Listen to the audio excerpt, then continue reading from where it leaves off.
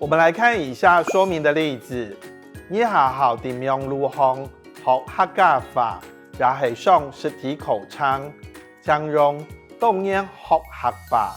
在這篇文章250到300字來表達你嘅看法。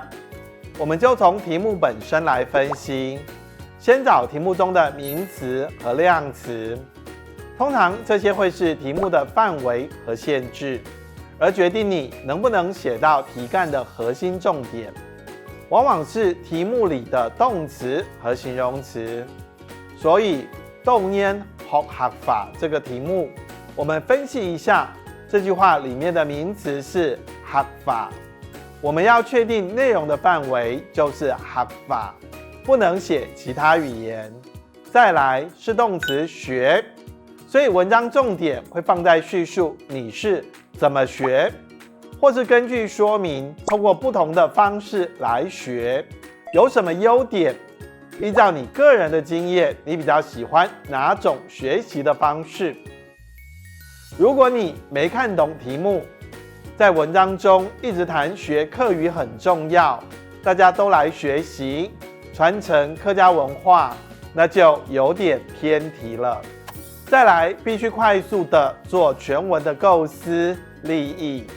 像這題目是偏重論說文的文體，建議採用4段論述，先總說、分論，再總說的結構來下手。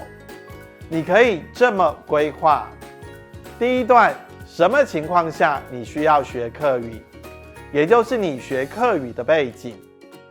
第二段，先寫網絡線上學習的優缺點。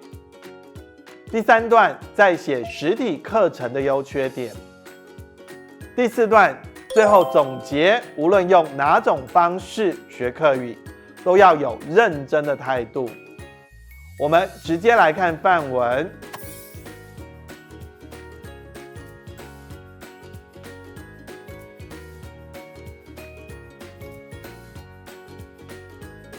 根據剛剛的構思，第一段你學客語的背景或原因，你可以這樣寫：這2年來，因為防疫嘅關係，當到客語認證研習頻繁，我為到來參加研證，未接上地屋下設架上面簽資料，看客語實踐教學，我嘅學習唔會斷脫。第二段，先分論網絡線上學習的優點，我們就要提出線上學客語有什麼優點。比如說，線上學客語當西行，線上的線上也做得隨時讓學生的互通。網絡上很有深度嘅客家人人字眼，還做得的親子發通地圖歡喜學客語。以上的敘述說明，在網絡上也可以歡喜學客語。